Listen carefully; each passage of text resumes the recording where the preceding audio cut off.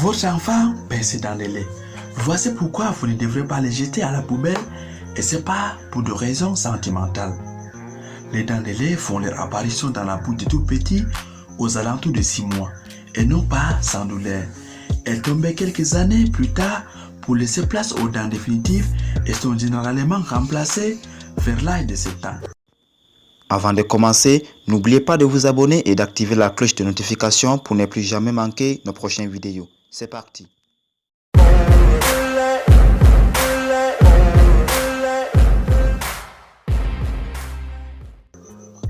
Votre enfant grandit et commence à perdre ses premières dents de lait.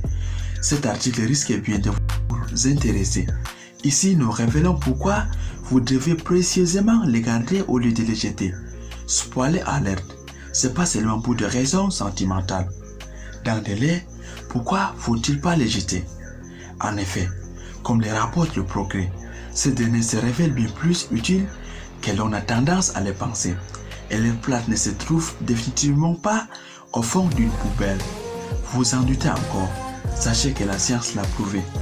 Selon les conclusions d'une récente étude, les dents de lait contiennent effectivement une multitude de cellules souches. Elles peuvent servir à développer des tissus de remplacement et ainsi de traiter de nombreuses maladies, même mortelles.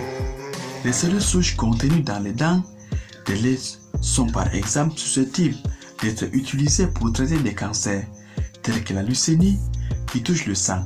D'autres chercheurs avancent encore que les dents de lait pourraient servir à soigner d'autres pathologies comme la maladie d'Alzheimer, de Parkinson ou encore le diabète. Un processus coûteux et complexe.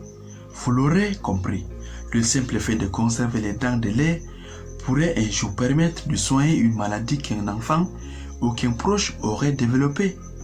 Et c'est même bien des années plus tard. Le problème, c'est qu'il ne suffit pas de garder les dents de lait de votre enfant au fin fond d'un tiroir pour qu'elles soient correctement conservées.